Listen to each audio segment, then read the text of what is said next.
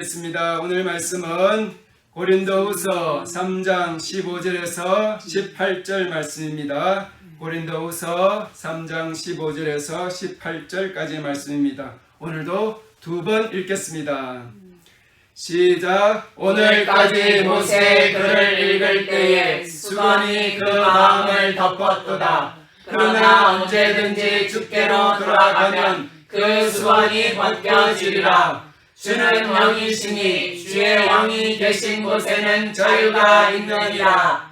우리가 다 수건을 벗은 얼굴로 거울을 보는 것 같이 주의 영광을 보매 그와 같은 형상으로 변화하여 영광에서 영광에 이르니 곧 주의 영으로 말미암음이니라. 아멘. 한 번 더 읽겠습니다. 오늘까지 모세의 글을 읽을 때에 수건이 그 마음을 덮었도다. 그러나 언제든지 주께로 돌아가면 그 수건이 벗겨지리라. 주는 영이시니 주의 영이 계신 곳에는 자유가 있느니라. 우리가 다 수건을 벗은 얼굴로 거울을 보는 것 같이 주의 영광을 보매 그와 같은 형상으로 변화하여 영광에서 영광에 이르니 곧 주의 영으로 말미암음이니라. 아멘. 기도합니다. 하나님 우리 아버지 감사합니다. 우리에게 예수 그리스도로 말미암은 성령님을 허락하여 주셔서 감사합니다. 이 성령님이 우리 가운데 내주하셔서 우리에게 하나님의 그 크신 은혜와 사랑을 깨닫게 하시고 또한 지혜와 계시의 영을 주셔서 주의 말씀들이 믿어지고 깨달아지고 영접되어지게 하시니 감사합니다. 뿐만 아니라 우리가 예수 그리스도와 연합한 자요 예수 그리스도와 언약관계에 있는 신부들로서 우리가 주님으로 말미암아 또 우리 주님과 같이 부활하며 영생하게 될 그 소망을 우리에게 확신시켜 주시니 감사합니다. 성령님 이 시간 지혜와 계시의 영으로 우리 가운데 함께하여 주시옵소서. 하나님을 알게 하여 주시옵고 우리의 부르심의 소망이 무엇인지 알게 하여 주시옵소서. 특별히 오늘 나누는 이 하나님의 말씀이 우리의 심령에 계시되어지게 하시고 깨달아지게 하여 주시고 우리가 더욱 성령님을 사모하는 시간 되도록 인도하여 주시옵기를 간절히 기도합니다. 귀하신 예수님의 이름으로 기도합니다. 아멘. 오늘 말씀의 제목은 이렇습니다. 다 같이 한번 읽어보겠습니다. 시작. 주의 영 자유 더 큰 영광으로. 한 번 더 시작. 주의 영 자유 더 큰 영광으로. 아멘. 예. 지난주 말씀 잠깐 한번 복습해 볼까요? 지난주 말씀의 제목은 더 좋은 접근의 계약, 언약이 있는 신부였습니다. 하나님께서 구약 시대에 이미 여러 차례 언약을 맺으셨지만 맨 마지막에 예수님과 제자들과 맺은 그 언약은 지금까지 맺어오셨던 그 언약보다도 하나님께는 어쩌면 불리할 수도 있지만 우리에게는 더없이 유리한 그런 조건의 계약이었습니다. 주님이 포도주 잔을 주시고 또 빵을 떼어주시면서 이 빵은 내 살이다, 이 포도주는 내 피다 하시면서 이 언약을 체결하셨는데, 그래서 이제 우리는 예수 그리스도와 함께 언약 관계를 체결한 이런 신랑과 신부의 관계가 되었다고 말씀을 드렸습니다. 아멘. 예. 근데 이 신랑과 신부의 언약은 지금까지 세우신 그 어떤 약속, 그 어떤 언약보다도 최고로 우리에게 유리하고 최고로 우리에게 좋은 그런 언약인데, 이 언약의 당사자이신 예수 그리스도께서 또한 언약의 중보자가 되신다고 말씀을 드렸습니다. 뿐만 아니라 더 좋은 언약은 이것인데, 과거의 언약은 그 모세의 언약 같은 경우에는 돌판에다가 새겼습니다. 그죠? 근데 예수 그리스도와 우리가 맺은 언약은 생각에, 마음에 두고 기록하는 언약이라고 했습니다. 그 구체적인 내용은 또 어떤 점에서 좋은 언약이냐면 내가 그들의 불의를 긍휼히 여기고 그들의 죄를 다시 기억하지 아니하는 언약이라고 하였습니다. 아멘. 그죠? 우리의 연약함과 우리의 부족함과 우리의 그 실수가 있을지라도 하나님은 그것을 보시고 화를 내시거나 또 징계하시거나 하지 아니하시고 오히려 우리를 불쌍히 여기시고 긍휼히 여기시고 우리가 그 죄를 주님 앞에 회개한 것에 대해서는 그 죄를 다시는 기억하지 아니하시고 그 죄를 다시는 끄집어내지 아니하시는 그 놀라운 언약이 우리에게 주어졌다라고 말씀을 드렸습니다. 예, 더 좋은 언약은 우리의 생각에 우리의 마음에 기록한다고 그랬는데 우리의 생각과 우리의 마음에 기록할 때 여기에서 중요한 역할을 하는 분이 누구냐면 성령님이십니다. 아멘.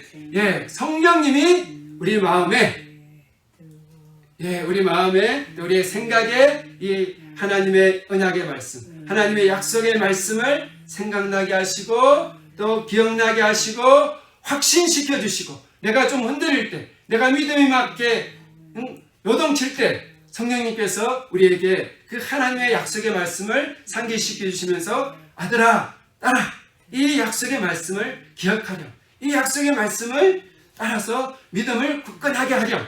이렇게 성령님이 우리 마음에 그 힘을 도와주시고 은혜를 더하여 주시는 것이죠. 자, 이 좋은 언약, 또 다른 말로 하면 새 언약이라고 할 수 있는데 이 새 언약은 율법 조문으로 하지 아니하고 오직 영으로 한다고 하였습니다. 아멘.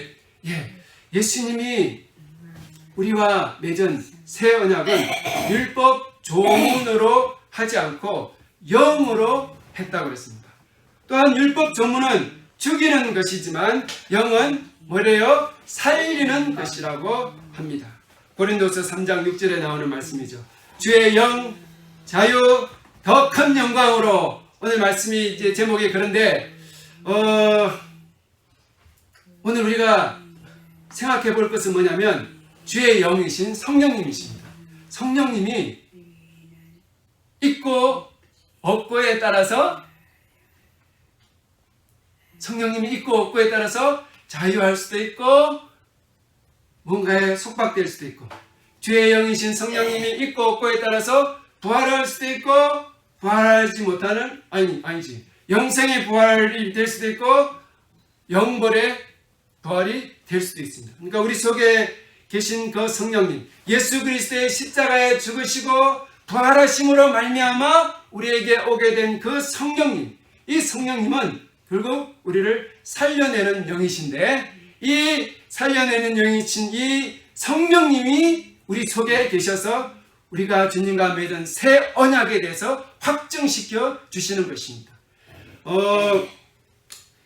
고린도서 3장 6절에 율법 조문은 죽이는 것이요 영은 살리는 것이라고 표현이 되어 있는데 이 부분에 대해서 조금 이제 설명을 더 드린다면 율법 조문, 그 율법 1조, 2조, 3조 이렇게 있지 않겠습니까? 그죠? 이 모세의 십계명, 거기 보면 십계명의 제일 첫 번째가 뭐냐면 하나님 외에 다른 신을 내게 두지 마라. 1조, 2계명, 2조, 3계명, 3조 이런 식으로 이렇게 그 율법 조문이 있습니다. 이 하나님께서 모세에게 주신 이 십계명, 율법 조문으로 주신 이 계명은 어떤 특징이 있냐면 못 지키면 하나님의 말씀대로 이 조문대로 행하지 않으면 이 언약대로 지키지 않으면 죽임을 당합니다. 죽습니다. 그 예가요.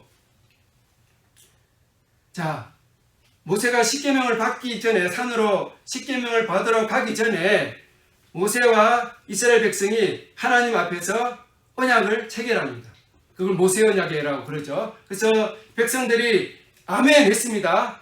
아멘 하니까 모세가 피를 가지고 와서 백성들에게 뿌리면서 이 피는 언약의 피다라고 하면서 언약 체결을 했습니다. 그리고 난 다음에 모세가 다시 산으로 올라갑니다. 산으로 올라가서 뭘 하느냐면 40일 동안 금식하면서 하나님이 친히 제작하신 돌판 2개, 그 다음에 하나님께서 친히 글자를 쓰신 이 십계명 돌판 2개를 받아서 들고 내려오게 되죠.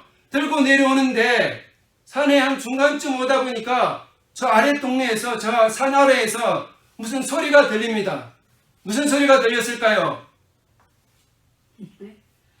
무슨 소리가 들렸을까요? 백성들이 막 이렇게 뛰노는 소리가 들렸습니다. 왜 뛰놀지? 모세가 40일 동안 그 산에서, 시내 산에서 하나님께로부터 십계명을 받는 그 40일 동안 산에 있고 모세가 자기들 가운데 없다 보니까 이 백성들이 뭘 했냐면 아론을 부추겨서 금송아지를 만들었습니다. 금송아지를 만들어 가지고 백성들이 이 금송아지가 우리를 애굽 땅에서 구해낸 신이다 라고 하면서 그 금송아지 앞에 춤을 추고 이 축제를 벌이고 있었습니다. 그래서 그 큰 소리가 산에서 내려오는 모세와 여호수아의 귀에 들린 거죠. 저 산 밑에서 왜 저렇게 시끄러운 소리가 나지? 도대체 뭐야? 그래서 내려가 보니까 아니나 다를까 황금 송아지를 만들어 가지고 그들이 페스티벌, 축제를 벌이고 있었던 것입니다. 모세의 첫 계명이 뭡니까? 하나님 주신 첫째 계명이 뭐예요? 네, 하나님 외에 다른 신을 너희에게 두지 말라 그랬는데 그 하나님의 첫 계명을 어기는, 이미 하나님과 이들이 계약을 맺었습니다. 우리는 하나님만 섬길 것이다. 하나님이 우리를 구원하셨고 우리는 하나님의 백성이 될 것이고 제사장 나라가 될 것이라고 이미 짐승을 잡아가지고 짐승의 피를 뿌려서 하나님과 언약 체결을 한 상태에서 이 백성들이 모세가 산에 올라가서 40일 동안 안 내려오니까 모세가 죽었나 보다. 모세 죽었나 보다. 그렇게 생각하고 금송아지를 만들었다는 거 아닙니까? 만들었을 뿐만 아니라 그게 자기들의 신이라고 막 예배하고 잔치를 부리고 있는 거 아닙니까? 그러니까 모세가 내려오면서 이 양손에 끼고 있던 이 돌파한 십계명을 어떻게 해요? 내동댕이 쳐버리죠. 아니! 이럴 수가 있나? 아니! 하나님과 언약을 맺은 지가 몇 년이 됐다고, 몇 달이나 됐다고, 겨우 40일밖에 안 됐는데, 아니!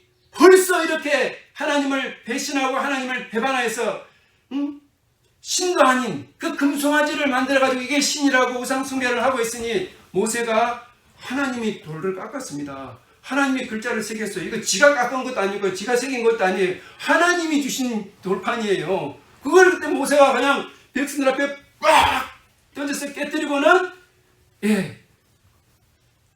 그때에 3,000명이 죽었습니다. 3,000명. 성경에 보면 레위 지파가 모세 편에 서서 그 우상 숭배행했던 자들, 그 대표적인 자들을 칼로 치는데 3,000명이 죽었습니다. 그래서 이 율법 조문을 사실은 지키지 않으면요, 구약 성경에 있는 하나님의 말씀을 지키지 않으면 그냥 심판입니다.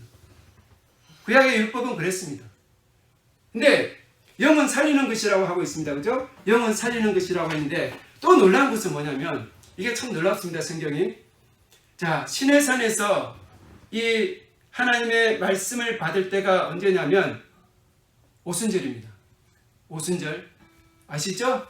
오순절 성령을 받은 때입니다. 자, 올해의 오순절은 언제냐면 6월 5일 주일절이 성령을 받은 오순절 주일입니다. 근데 이 똑같은 오순절 주일에 구약시대에는 모세와 이스라엘 백성들이 시내산에서 하나님으로부터 말씀을 받은 날이고요. 이 똑같은 오순절에 사도행전에서 신약시대에 예수님의 제자들은 뭘 받았냐면 성령을 받습니다. 똑같은 오순절 기간에 구약의 백성들은 광야 시내산에서 하나님의 말씀을 받았는데 이쪽 신약시대에 와서 예수님의 제자들은 그 오순절에 성령을 받았습니다. 그래서 그 성령을 받고 난 다음에 베드로가 설교를 합니다. 베드로가 백성들에게 막 설교를 하니까 백성들이 그 설교를 듣고 마음이 막 찔림을 받습니다. 우리가 예수를 죽였구나. 우리가 하나님이 보내신 메시아이신 예수 그리스도를 알아보지 못하고 우리가 예수를 십자가에 못 박아 죽였구나. 그렇게 죄를 깨닫고는 어찌할꼬 하는데 베드로가 회개하고 예수를 믿으라 선포하면서 그때에 3,000명, 구약시대에 하나님의 첫 계명인 그 계명을 어겨가지고 몇 명이 죽었다고요? 3,000명. 신약 시대에 성령이 임하시고 그 베드로의 그 설교를 듣고 그 설교를 통하여 운행하시는 성령님의 강탈을 받은 백성들이 회개하고 그 예수 그리스도를 주로 고백하며 교회 안으로 들어온 분들이 3,000명. 놀랍지 않습니까? 3,000명. 3,000명. 예. 그래서 율법 조문은 죽이는 것입니다. 그러니까 율법 조문은요, 제대로 잘 안 지키면 우리가 죽습니다. 왜냐하면 언약 자체가 이 언약을 어기면 반으로 쫙 쪼개서 쪼개짐을 당해도 싸다. 그러니까 나는 반드시 이 언약을 지키리라. 그렇게 약속을 한 거거든요. 근데 이 이스라엘 백성이 하나님의 그 어미하신 말씀을 40일 만에 무시해버리고 금송아지를 만들었다는 말입니다.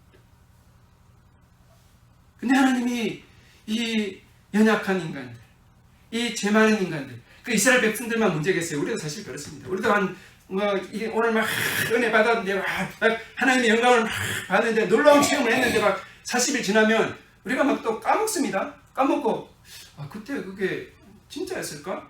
뭐 이런 이상한 불신에 이렇게 사로잡히는 그런 우리의 연약함이 그 이스라엘 백성과 별 다를 바가 없습니다. 그래서 하나님이 어떻게 하시냐면 모세 언약에 멈추지 아니하시고 새 언약, 예수 그리스도로 말미암은 새 언약을 맺으시는데 이 새 언약은 돌판에 새기는 율법 조문의 그런 언약 계명이 아니라 우리의 마음판에, 우리의 생각에 심어주시는 계약이라고 말씀하시면서 이 계약은 영원한 계약이라고 말씀을 하셨습니다. 그래서 새 언약은 살려내는, 죽이고 심판하는 그 언약이 아니라 어찌든지 살려내는 그런 언약인데, 여기서 중요한 역할을 하시는 분이 누구냐면 성령님이시라는 것입니다. 주의 영이시라는 것입니다. 한번 이 말씀 같이 한번 따라서 읽어봅시다. 시작. 주는 영이시니 주의 영이 계신 곳에는 자유가 있느니라. 다시 한번 읽어봅시다. 시작. 주는 영이시니 주의 영이 계신 곳에는 자유가 있느니라. 아멘. 주의 영이 계시는 곳에는 자유가 있습니다. 왜냐하면 우리 하나님은 그 속성이 자유이십니다. 하나님이 아담과 하와를 이 땅에 창조하시고 에덴 동산에 두셨을 때 하나님은 그 아담과 하와에게 무한한 자유를 주셨습니다. 아멘. 다만 한 가지 하나님 앞에서 반드시 지켜야 될 계명이 뭐냐면 동산 중앙에 있는 선악을 알게 하는 나무만큼은 먹지도 말고 먹지 마라. 먹지 마라. 나중에 마귀가 만지지도 말라고 되어 있지만 하나님은 먹지 마라까지 말씀하셨습니다. 근데 그 하나님 주신 그 놀라운 자유를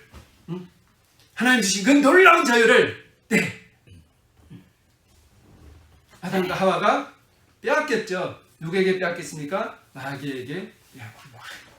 하나님의 말씀을 불순종함으로 말미암아. 근데 이 빼앗긴 자유를 다시금 되찾아 주시는 분이 누구냐면 예수님이시고 예수의 영이신 성령님이시라는 것입니다. 주는 영이시니 주의 영이 계신 곳에는 자유가 있느니라. 주의 영의 특징은 뭐냐면 부활의 영이십니다. 아멘. 예수님 자체가 십자가에 죽으시고 사흘 동안 그 모든 인생들의 죄값을 치르실 때에 하나님께서 그 예수 그리스도를 살려내시지 않습니까? 그 살려내신 영이 뭐냐면 부활의 영이거든요. 이분이 성령님이십니다. 이 성령님은 또한 우리에게 생명을 주시는 영이십니다. 하나님이 흙으로 사람을 지으시고 그 코에다가 생기를 불어넣으셨는데 불어넣으신 그 호흡이 뭐냐면 성령이십니다. 예, 하나님의 영이신 성령이 우리 속에 들어오면 사람이 살아납니다. 살리는 것은 영이라고 말씀을 드렸지 않습니까? 뿐만 아니라 이 성령은 자유케 하는 영입니다. 성령은 자유케 하는 영입니다. 아멘. 그래서 성령을 성경에서는 세 가지 속성으로 표현합니다. 첫 번째 속성이 뭐냐면 뭘까요? 성령은 바람이다 라고 합니다. 자, 바람이 자유롭게 붑니까? 아니면 명령받은 대로 붑니까? 자유롭게 바람이 불죠. 예, 시골 버스는 노선길을 따라서 이렇게 쭉쭉 가지만 시골에서 부는 바람은 지 맘대로입니다. 그죠? 예, 바다에서 이렇게 육지로 불러왔다가 육지에서 바다로 불어갔다가 앞마당에서 일로부터 불었다가 저리 불었다가 예, 물론 그 과학적으로 자세히 이렇게 관찰해 보면 어떤 질서가 있는지는 잘 모르겠으나 아무튼 성령은 바람과 같습니다. 어느 한 곳에 매이지 않습니다. 그래서 성령을 우리는 자유의 영이라고 말을 하죠. 또한 이 성령을 뭐라고 표현했냐면 물이라고 표현했습니다. 그죠? 예, 물도요 자유로워요. 그릇에 어떤 그릇에 담는가에 따라서 모양이 이렇게도 바뀌고 저렇게도 바뀌고 물을 부으면 위에서부터 아래로 막 흘러가는데 자유롭게 흘러갑니다. 예, 그렇죠? 예, 이 물도요 얼마나 자유롭습니까? 물이 부자연스럽습니까? 아니 물 그냥 부으면 아주 자기 마음대로 자유롭게 이렇게 흩어집니다. 그죠? 예. 그 다음에 세 번째 뭐라고 표현했을까요? 성령은 불이라고 했습니다. 불의 속성은 뭐냐면 태우는 것입니다. 뭐라고요? 태우는 것입니다. 뭘 태워요? 더러운 거, 나쁜 거, 악한 거, 죄 이런 것들을 태웁니다. 또 성령은 이 불이라고 했는데 이 불은 어떤 또 속성이냐면 불을 아주 이렇게 뜨겁게 가하면 어떤 형질이 변화됩니다. 그죠? 금속도 뜨거운 물에다가 이렇게 구워가지고 이렇게 때리고 그러면 이 철이 이게 변화된대요. 약간 성질이. 그런 것처럼 성령의 불이 우리에게 이렇게 오면 우리가 과거에 뭔가 이렇게 속박되어 있고 어디에 묶여 있던 이런 우리의 그런 이 본성이 우리의 속성이 변화돼요. 아멘. 예, 성령님이 우리 가운데 불같이 팍 임하시면 나의 어떤 그런 죄성들이 막 태워지면서 내가 새 사람이 됩니다. 그래서 이 불, 물, 바람으로 임하시는 이 성령님은 우리에게 무한한 변화와 자유를 가져다 주시는 것이죠. 그래서 성경이 이렇게 얘기합니다. 주는 영이시니 주의 영이 계시는 곳에는 자유함이 있느니라. 아멘. 예, 그 다음에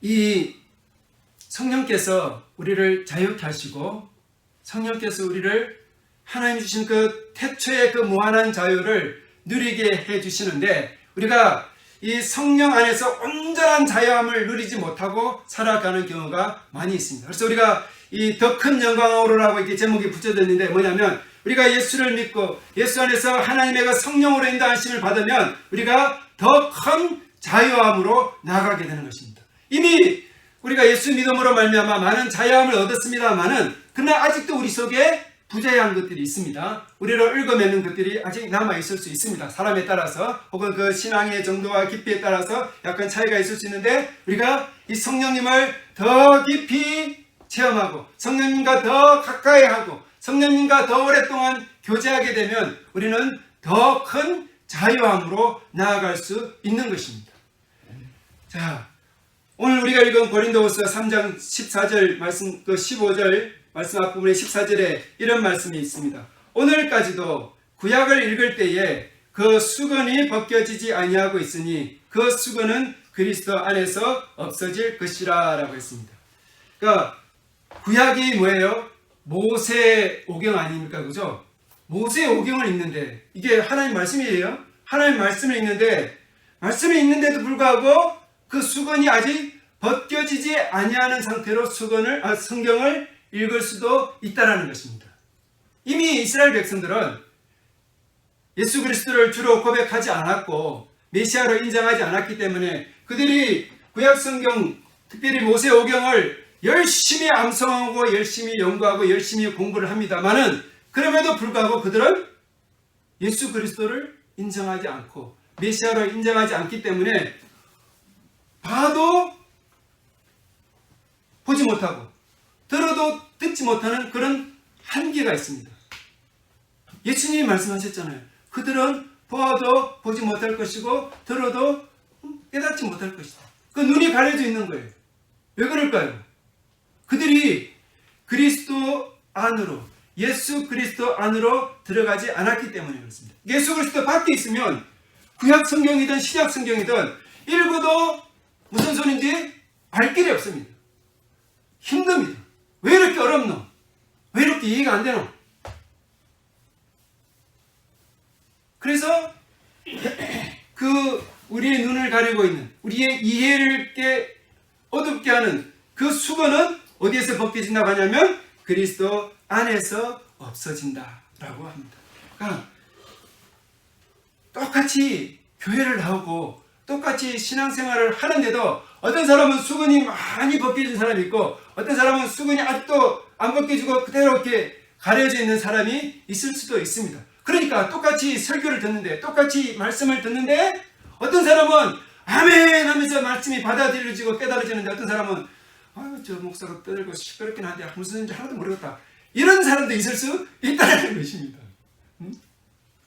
오늘까지도 구약을 읽을 때에 그 수건이 벗겨지지 아니하고 있으니 그 수건은 그리스도 안에서 없어질 것이다. 동일한 말씀이 15절에 또 나옵니다. 오늘까지 모세의 글을 읽을 때에 그 수건이 그 마음을 덮었도다. 그러나 언제든지 주께로 돌아가면 그 수건이 벗겨지리라. 아멘. 예, 예수 그리스도께로 나아가면, 예수 그리스도 안에서 이 우리의 눈을 가리는, 또 이스라엘 백성들, 구약의 율법에 아직 머물러 있는 그 이스라엘 백성들의 눈을 가리는 그 수건이 벗겨지게 된다는 것입니다.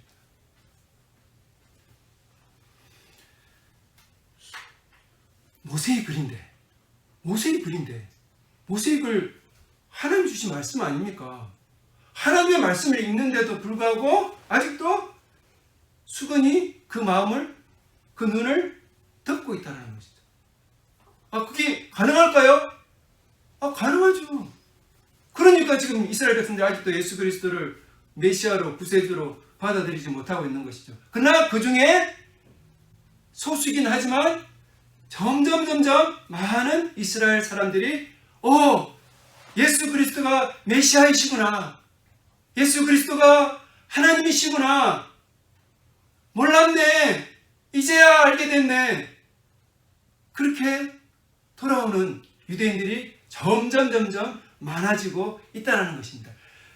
베드로의 설교를 듣고 3,000명이 회개하고 돌아왔던 것처럼 지금도 성령님이 운행하시고 성령님의 활동하심으로 말미암아 이스라엘 백성들이 모세의 글을 읽을 때 가려졌던 그 수건이 점점 벗겨지면서 예수 그리스도가 정말 하나님 보내신 그분이시구나, 이게 깨달아지고 믿어진다는 것이죠. 예수님이 뭐라고 말씀하셨습니까? 예수님이 성경을 들고 이렇게 뭐라고 말씀하셨냐면 모세의 글과 선지자의 글이 누구를 가리키는 말씀이라고 그랬어요? 예수님 자신을 가리키는 말씀이라고 분명하게 말씀하셨습니다. 모세의 글과 선지자의 글과 구약 성경에 있는 이런 모든 글들이 다 메시아이신 예수 그리스도를 가리키고 예수 그리스도에 초점을 맞추고 있다고 주님이 말씀하셨는데도 불구하고 수건이 가려져 있으면 말씀이 예수님과 연결되어 있다는 것을 깨닫지 못한다는 것이죠. 그리고 여전히 어떤 속박, 어떤 결박 가운데 부자유하게 하는 어떤 그런 것에 매여있게 된다는 것입니다. 고린도후서 3장 14절에 그러나 그들의 마음이 완고하여서 오늘까지도 구약을 읽을 때 그 수건이 벗겨지지 아니하고 있으니 그 수건은 그리스도 안에서 없어질 것이라고 했는데 앞부분 그러나 그들의 마음이 완고하여, 마음이 완고하면 이 수건이 안 벗겨집니다. 마음이 완고하다는 게 뭘까요? 아니 교회를 다니는데도 예수를 믿고 있는다고 생각하는데도 불구하고 마음이 완고한 사람이 있을 수 있습니다. 마음이 이렇게 바람처럼 물처럼 이렇게 자유롭게 부드럽게 막 이렇게 성령이 이끄시는 대로, 성령이 이렇게 말씀하시는 대로 자유롭게 막 반응을 해야 되는데 딱딱하게 성령님은 운행하시는데 자기는 그냥 돌덩이처럼 딱 버티고 있을 수가 있다라는 것입니다. 그래서 그 완고함이 깨어지거나 그 완고함이 제거되어져야지만이 이 사람이 성령님과 함께 기뻐하고 성령님과 함께 춤추고 성령님과 함께 움직일 수 있게 되는 것이죠. 그래서 그들의 마음이 완고하여서 오늘까지도 구약을 읽을 때 그 수건이 벗겨지지 아니하고 있다고 했는데, 그러면 완고할 때 어떤 현상들이 나타나는가? 완고할 때, 그 마음이 완고할 때 신앙인들 속에 혹은 믿지 않는 자들 속에 어떤 현상들이 나타나는가? 율법주의. 예, 교회를 다니는데 율법주의에 사로잡혀 있을 수 있습니다. 율법주의가 뭐예요? 하나님의 말씀을 고지곧대로 그대로 물론 믿어야죠. 그죠? 맞습니다. 우리가 하나님의 말씀을 고지곧대로 그대로 믿고 순종하고 그 말씀대로 살아야 됩니다. 근데 보세요. 예수님이 다윗을 변론한 대목이 있습니다. 무슨 소리냐면 다윗이 쫓겨다닐 시절에 너무나 배가 고파지고 밥을 못 먹어서 제사장에게 가서 우리가 여러 날을 좀 굶었습니다. 좀 도와주십시오. 그랬더니 제사장이 다윗 왕에게, 그 당시 아직 왕이 아니죠, 다윗에게 뭘 줬습니까? 하나님 앞에 바치는 생명의 떡, 진설병. 그것을 다윗과 다윗을 따르는 무리들에게 줬습니다. 근데요, 성경 말씀에 보면 그 진설병은 다른 사람이 먹으면 안 됩니다. 다윗이 먹어도 안 돼요. 누구만 먹어야 돼요? 제사장들만 먹어야 됩니다. 제사장들만 먹어야 되는데 그 제사장이 다윗과 그 무리들을 불쌍히 여겨서 그 진설병을 줬습니다. 분명히 하나님의 말씀을 어긴 거죠. 그죠?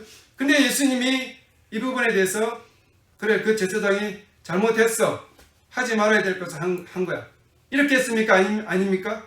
아닙니다. 주님은 오히려 그것을 오히려 좋게 보셨습니다. 제자들이 예수님과 함께 이렇게 길을 따라가는데 미리살을 뜯어 먹었습니다. 요즘 보리배고 막 밀벨 때죠. 예, 미리살을 뜯어가지고 비벼 먹으니까 예수님을 되게 싫어하는 사람들이 제자들이 저렇게 하는 걸 보고 못마땅히 여겼습니다. 그죠? 그때 예수님이 그들이 왜 안식일에 하지 못할 일을 하느냐 이렇게 했단 말입니다. 또 38년 된 병자를 고쳤을 때도 왜 안식일에 네가 그 돗자리를 들고 다니느냐 이렇게 막 했단 말입니다. 그럴 때 예수님이 뭐라고 말씀하시냐면 안식일이 누구를 위해 있대요? 그래요. 사실 하나님이 안식일을 지켜라 해. 안식일을 지켜야 된다 해. 안 지키면 그 당시 그 구약 성경에 보면 안식일을 안 지켜가지고 죽은 사람들 나오지 않습니까? 근데 보세요.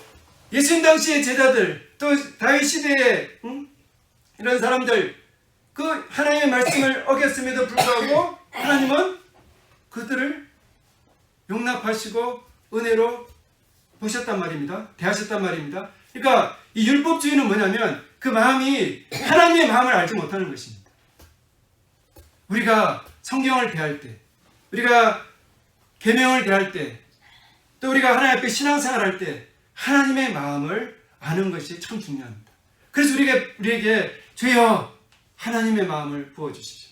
하나님의 사랑을 부어주십시오. 우리가 율법주의, 형식주의에 빠져서 사람을 정죄하고 사람을 비난하고 사람을 이렇게 잘라버리고 하는 그런 것이 아니라 주님 그들을 정말 하나님의 마음으로 사랑하셨던, 그의 그 허물과 그의 어떤 말씀에 위배되는 것을 행하였음에도 불구하고 다윗의 그런 모습을 인정하시고 제자들의 그런 모습을 인정하시고 38년 된 병자의 그 매트 들고 가는 것에 대해서 주님이 인정하신 것처럼 우리가 하나님의 마음을 품지 않으면 마음이 완고해져서 율법주의에 빠질 수가 있습니다. 우리가 똑같은 신앙생활을 하는 신자라도 목사라도 마음이 성령과 함께 하나님의 마음을 품지 않으면 완고해지게 됩니다.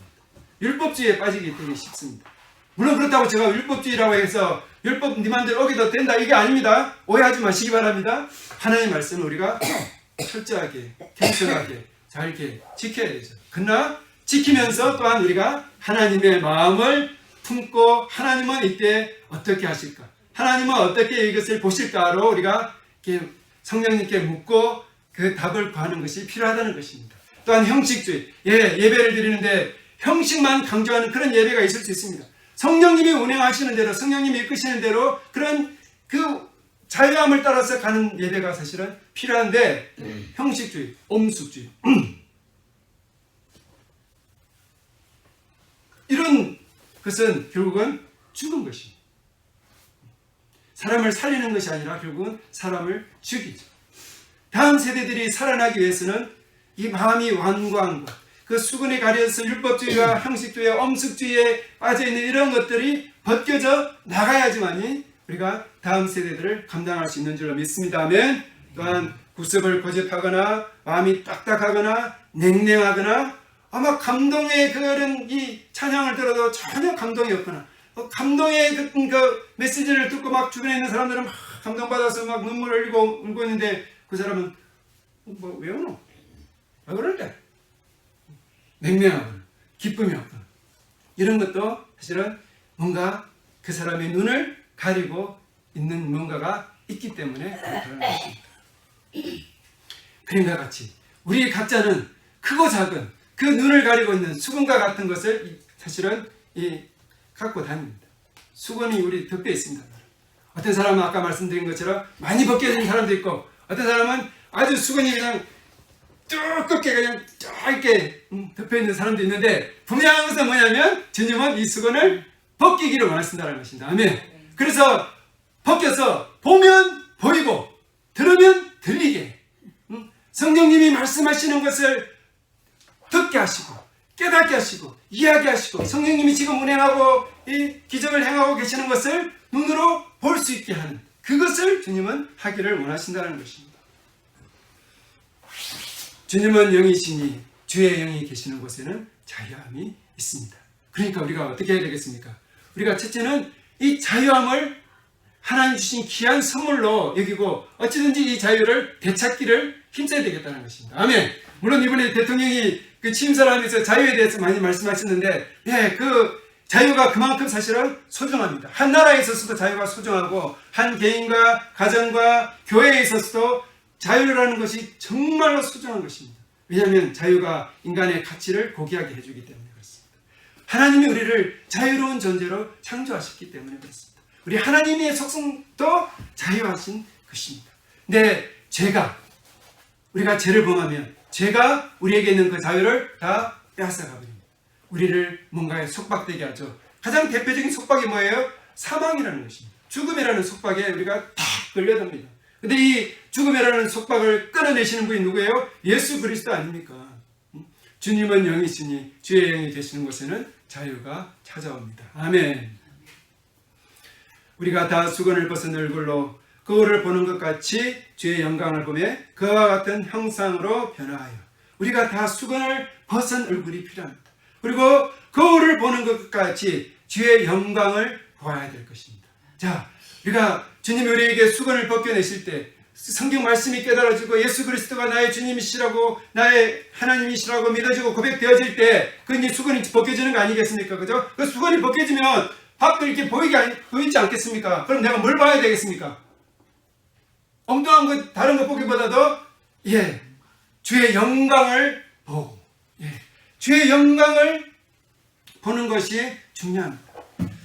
근데 모세가 이 수건을 왜 가렸다고 설명을 해놨냐면 모세가 장차 없어질 것의 결국을 주목하지 못하게 하려고 수건을 그 얼굴에 가렸다고 했습니다. 이게 잠깐 설명을 드리면 모세가 시내산에서 하나님과 40일 동안 만나면서 그 하나님의 영광을 보니까 그 하나님의 영광의 빛이 모세에게 비치지 않겠습니까? 그죠? 그러니까 그 모세의 얼굴에서 뭐가 비쳤어요? 하나님의 영광이 뿜어져 나갔습니다.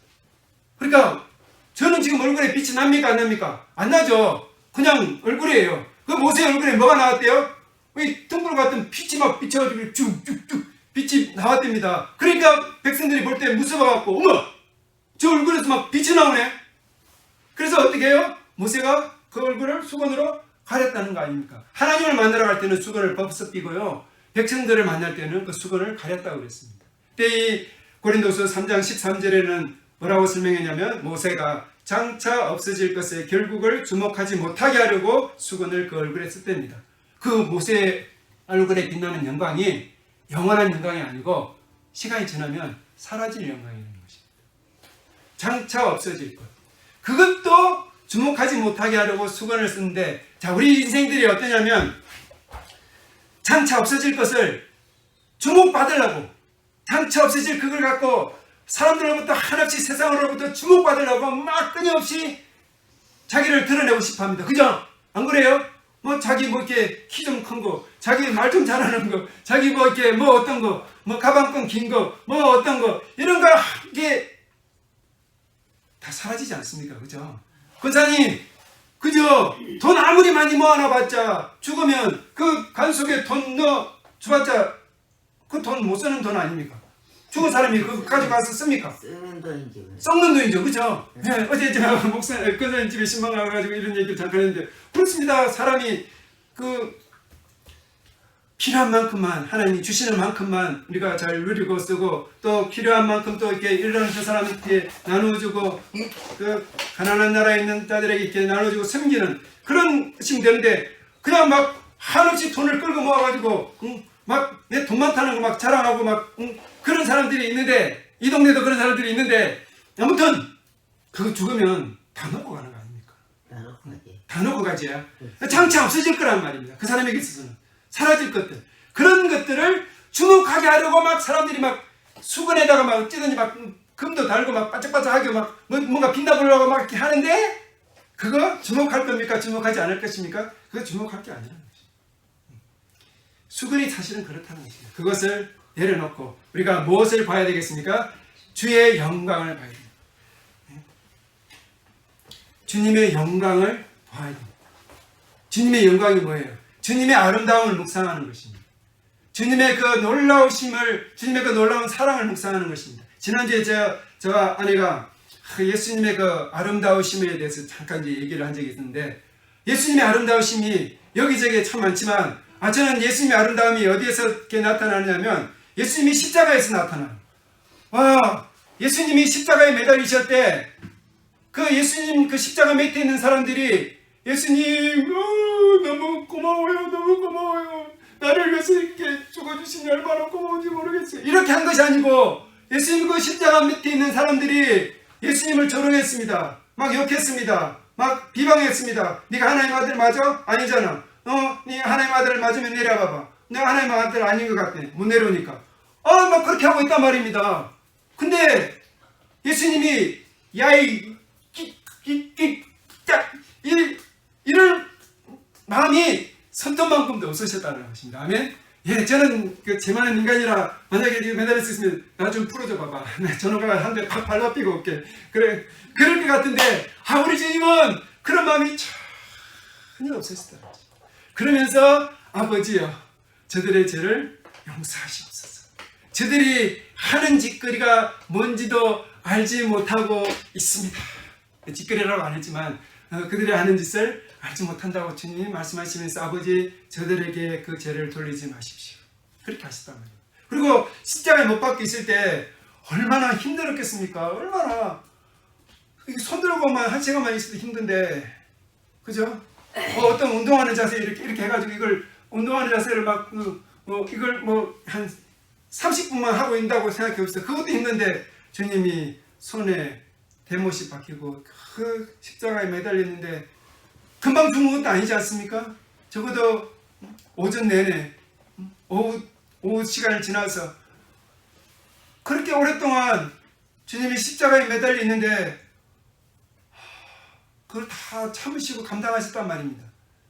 우리의 구원을 위해서, 우리의 죄값을 그 몸으로 친히 담당하시기 위해서. 그 예수님의 모습을 이렇게 생각하면 주님 정말 당신은 대단하십니다. 주님 당신은 정말 놀라우십니다. 주님 당신은 정말 저의 찬송과 영광과 경배를 받으시기에 합당하십니다. 그리고 우리 부부가 그 예수님의 아름다우심, 그걸 이렇게 잠깐 얘기하면서 예수님 정말 대단하지 않아? 정말 참 예수님 대단하시지? 어떤 인간이 그렇게 할 수 있겠어? 어떤 누가 그렇게 할 수 있겠어?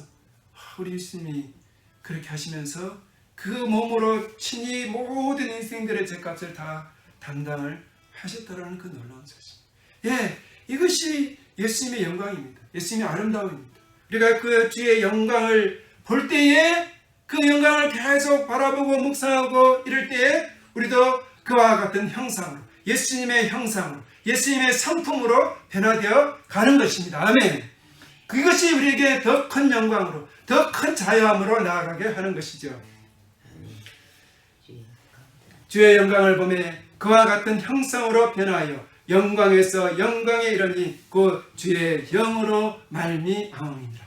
성령님께서 우리에게 예수 그리스도의 그 아름다우심, 예수 그리스도의 그 놀라운 사랑, 예수 그리스도의 놀라운 희생을 알게 하실 때 우리가 예수 그리스도의 형상으로 변화되어 갈 뿐만 아니라 영광에서 더 큰 영광으로 나아가게 되는 것입니다. 아멘. 우리의 신앙이 단지 그냥 주일 예배 나가고 예배 드리고 그냥 헌금하고 가는 이 정도로 하면 안 되고, 우리는 어떻게 해야 되냐면 성령님과 함께 예수 그리스도의 아름다움을 묵상하며 예수 그리스도의 아름다움을 바라보며 매일매일 주님과 동행하는 삶을 살기에 힘써야 된다는 것입니다. 주일날 한번 예배 드리는 것으로 끝나면 안 되고 매일매일의 삶 가운데 내가 예수 그리스도의 그 아름다우심, 예수 그리스도의 그 흘러가는 그 사랑, 희생, 주님의 그 성품, 이런 것들을 묵상하면서 주님 참 당신은 참 놀라우십니다. 고맙습니다. 감사합니다. 내가 성경을 안 보면 몰랐었을 텐데 내가 성경을 보면 볼수록 예수님 당신은 정말 참 대단하십니다. 놀라우십니다.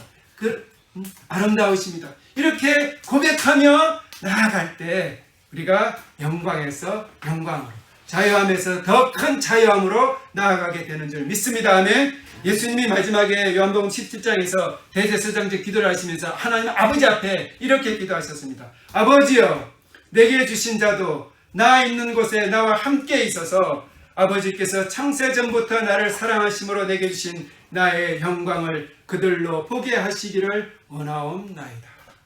예, 예수님은 예수님의 제자들과 그 제자들의 복음을 듣고 또 예수님을 믿는 또 다른 믿음의 사람들과 또 그 뒤를 이어서 많이 일어나게 될 후세대의 그 믿음의 세대들을 예수님과 함께 그 영광을 누리고 영광을 보게 해달라고 예수님이 그렇게 기도하시는 것입니다.